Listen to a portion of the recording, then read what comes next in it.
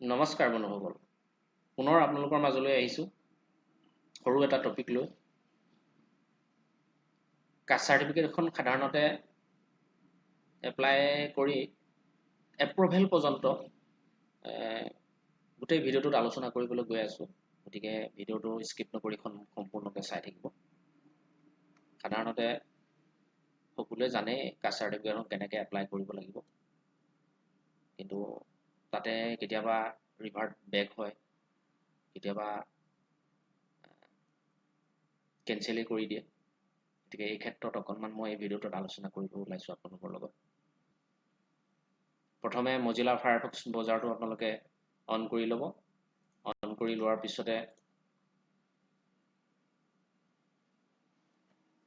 ই ডিষ্ট্ৰিক্টত নতুনকৈ মুকলি কৰি দিয়া এমট্ৰন ৱেবছাইটলৈ আহি ইমেইল আইডিটো আৰু স্ক্ৰীন নেমটো আপোনালোকে বহুৱাই লগইন কৰি ল'ব। লগইন কৰি এই পেজটোলৈ আহিব। এই পেজটোলৈ আহি কাষ্ট চাৰ্টিফিকেটৰ অপশ্যনটো বিচাৰি অনলাইন ফৰ্মখন আপোনালোকে ইয়াতে উলিয়াই ল'ব।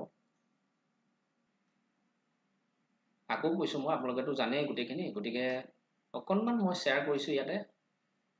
সাধাৰণতে ৰিভাৰ্ট বেক কৰা মই দেখা পাইছোঁ কিছুমানৰ ক্ষেত্ৰত। গতিকে এই ক্ষেত্ৰতহে অকণমান মই আলোচনা কৰিছোঁ। গতিকে প্ৰথমে আপোনালোকে ফৰ্মখনত, অনলাইন ফৰ্মখনত ইয়াতে মই অলৰেডি আছামিজ চিলেক্ট কৰিয়ে লৈছোঁ। আপোনালোকে কি হয় বেংগলী, বড়ো চিলেক্ট কৰি ল'ব পাৰে। ইয়াতে প্ৰথম এপ্লিকেণ্টজনৰ কোন কাষ্টৰ হয় এই কাষ্টটো ইয়াতে চিলেক্ট কৰি ল'ব। ইয়াতে চিলেক্ট কৰি ইয়াতে এপ্লিকেণ্টজনৰ নাম, এপ্লিকেণ্টজনৰ জেণ্ডাৰ, এপ্লিকেণ্টৰ মোবাইল নাম্বাৰ, যিকেইটা আপোনালোকৰ লাল টিক মাৰা আছে, ৰেড চিন আপোনালোকৰ লগোৱা আছে, এইকেইটা মেণ্ডেটৰী হয়, এইকেইটা ফিল আপ কৰিব লাগিব। বাকী যিকেইটা আপোনালোকৰ ৰেড টিক লগোৱা নাই, এইকেইটা মেণ্ডেটৰী নহয়, ফিল আপ নকৰিলেও হ'ব।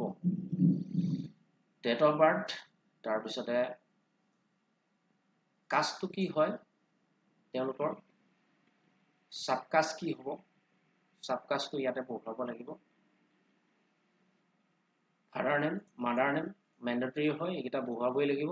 তাৰপিছত এড্ৰেছ, ষ্টেট বাই ডিফল্ট অলৰেডি থাকিব, এইটো চেঞ্জ কৰিব পৰা নাযায়। ডিষ্ট্ৰিক্ট নেম, চাব ডিষ্ট্ৰিক্ট, এই গোটেইখিনি আপোনালোকে পৰিপূৰ্ণভাৱে বহুৱাব লাগিব। পোষ্ট অফিচ বহুৱাৰ লগে লগে পিনক'ড নিজে নিজে অট'মেটিকেলি আহিব। নাহিলে আপোনালোকে ইয়াতে বহুৱাই দিব। এপ্লিকেণ্টৰ ফটো, পাছপোৰ্ট ফটো স্কেন কৰি 50 KB তলত কৰি আপলোড কৰিব লাগিব। এপ্লিকেণ্টৰ বাৰ্থ চাৰ্টিফিকেট নাথাকিলে আধাৰ কাৰ্ড নহ'লে এডমিট কাৰ্ড দিলেও হ'ব। ইয়াতে এপ্লিকেণ্টৰ PRC যদি থাকে PRC দিব দিছে, আৰু খাজানাৰ ৰচিদ, আধাৰ কাৰ্ড 3 নম্বৰ অপশ্যনটোত স্কেন কৰি আপলোড কৰিব দিছে। কাষ্ট চাৰ্টিফিকেট, দেউতাকৰ কাষ্ট চাৰ্টিফিকেটখন ইয়াতে আপলোড কৰিব দিছে।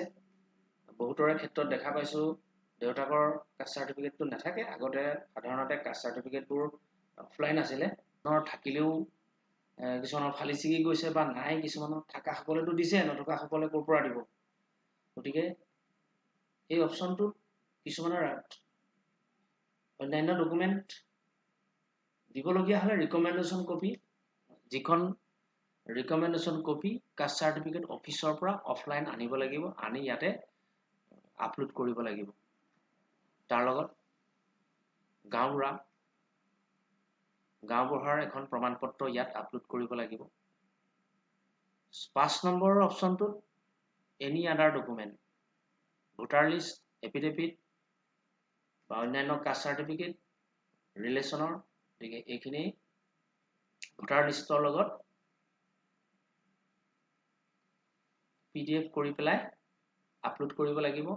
লাষ্ট অপশ্যনটোত আহিছে ফৰ্ম, এপ্লিকেশ্যন ফৰ্ম, যিখন আপোনালোকে ডাউনলোড কৰি পেলাই প্ৰিণ্ট আউট কৰি ফিল আপ কৰি এপ্লিকেণ্টৰ পৰা চহী লৈ পেলাই ইয়াতে আপলোড কৰিব লাগিব। লাষ্টত প্ৰিণ্টিং আৰু স্কেন কপি কেইটা কৰিলে ইয়াতে সংখ্যাকেইটা বহুৱাই দিব, দি কেপচাৰ বহুৱাই সাবমিট মাৰি দিব প্ৰিভিউ কৰি চাই ল'ব আগতে প্ৰিভিউ কৰি আপোনালোকে চাই ল'ব চাই লোৱাৰ পিছত ইয়াতে ক'ৰবাত যদি টিক মাৰ্ক থাকে তেতিয়াহ'লে তাত সেইটো শুদ্ধ কৰি ল'ব দি সাবমিট অপশ্যনত ক্লিক কৰি দিব এইখিনিতে এটা কথা কওঁ মই ডকুমেণ্টখিনি আপলোড কৰাৰ ক্ষেত্ৰত আপোনালোকে পৰাপক্ষত অৰিজিনেল কপি আৰু কালাৰ অৰিজিনেল স্কেন কৰি দিব অৰিজিনেল কপি আপোনালোকে স্কেন কৰি দিব ইয়াত জেৰক্স কপি স্কেন কৰি দিলে তেওঁলোকে অফিচিয়েলি ভাৱে তেওঁলোকে এপ্ৰুভেল কৰিবলৈ অলপ অসুবিধা পায় গতিকে এইখিনি আপোনালোকে পৰাপক্ষত অৰিজিনেল কপি স্কেন কৰি পেলাই আপলোড কৰি দিব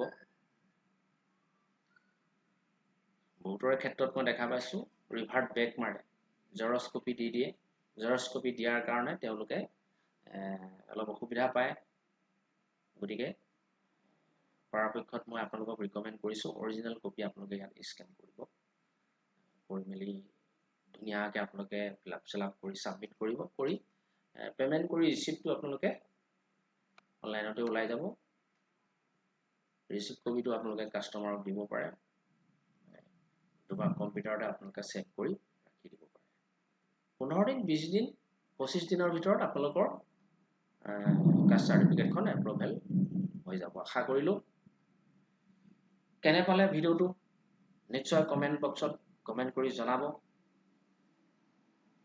আজিলৈ নমস্কাৰ